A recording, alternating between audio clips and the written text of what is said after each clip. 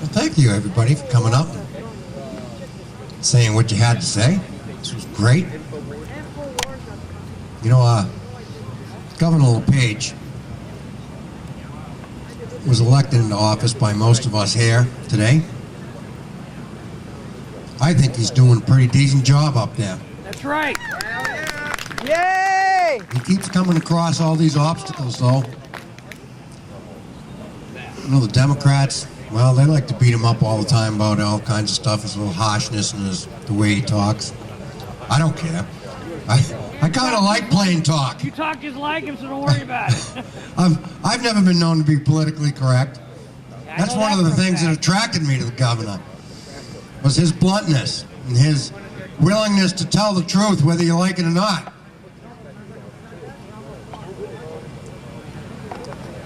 He's also getting a lot of static from his own party. The Republican Party is out there, the status quo. Everything, they don't like it. Too bad. That's what I say. We need more people like him in office.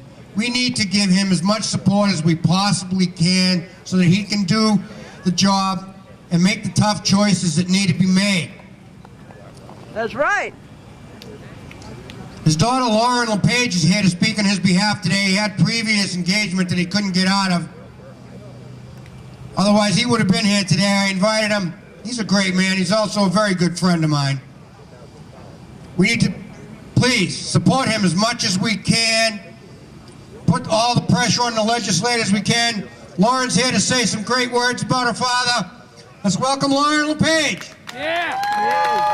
God bless Paul LePage. Yeah.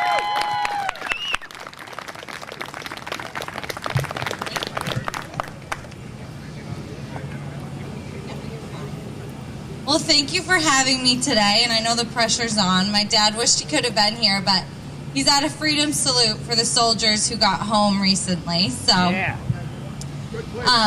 Unfortunately, today we find not only the nation, but also the state of Maine swimming in a sea of red ink. Our pension system is broken, our welfare system doesn't promote self-reliance, and our taxes are simply too high. That being said, I want to take the opportunity today to speak a little bit about Maine's debt burden and the steps taken by my dad in his 2-year budget to address these 3 things.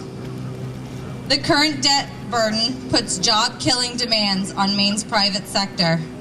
The total public obligation debt in Maine is $12.9 billion. Of that, only about $500 million has ever been approved by taxpayers as required by the Maine Constitution. That is wrong.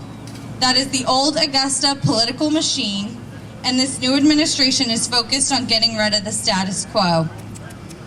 My dad's 2-year budget is a jobs bill. It sets Maine on a path to keeping more money in the hands of the job creators than the private sector. Maine's unfunded liability to public sector retirees is a fiscal crisis. $4.4 billion in the current unfunded liability for state employees and teachers. $2.3 billion is the current unfunded retiree health care benefits. If you don't think our pension liabilities are a problem, check with a constituent. Tell one of Maine's 653,000 tax filers in your district that his or her share of the unfunded pension liability, if paid today, is $6,500. Let him or her know that if she wants to finance her obligation, we'll need them to cough up over $15,000 over the next 16 years. Public sector employees have served our state and we can't abandon them, but changes are needed. The governor's budget changes save $524 million over the next 2 years, and it's through 4 simple reforms. We do ask retirees to forego cost of living increases in the short term and accept about 1% less in future increases. We ask for balanced cost sharing for retiree health premiums. We raised the retirement age to 65 for new and recent hires. and we align their health benefits with Medicare eligibility. Long term, these changes reduce the unfunded pension liability by $2.3 billion and the health care liability by more than $1 billion. In our budget, we fund no new bonds, borrowing, or deferred payments of any kind over the next 2 years. If a Maine Care patient goes to a hospital for care, we're going to pay the bill immediately. The cost of living in Maine and creating jobs is too high.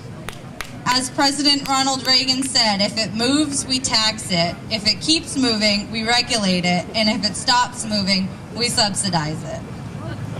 My dad's budget proposal cuts taxes by $203 million over the next 2 years for hardworking Maine families. I am happy to say that the Tax Committee, under the leadership of Senator Trahan and Representative Knight, voted to approve a plan that eliminates the income tax liability for some 70,000 low-income filers. The Tax Committee also eliminated the state's 7% tax on meals served at retirement homes. And it doesn't stop there. The sales tax on fuel used in all commercial fishing vessels in the Gulf of Maine has been eliminated. Lastly, Maine was built by immigrants. Maine must always be a welcoming place for those who seek opportunity to advance through hard work and self-reliance. However, Maine has limited resources, and we need to ensure that these resources are reserved to help the truly needy. My dad's welfare reform plan eliminates instant eligibility for welfare benefits for legal non-citizens. It includes a true 5-year time limit. The governor asked Maine Care patients to contribute to the cost of state-sponsored health care coverage, and his budget calls for mandatory drug testing of program participants who have been convicted of drug felonies. In closing, I ask all of you to please contact your local representatives and tell them to support our job creation agenda. We need to hold all of our elected officials accountable. And the time is now. There is no better time. If we don't fix it now, it will not get fixed. We need to return Maine back to a place of at least fiscal sanity. Thank you for listening, and God bless America. Thank you.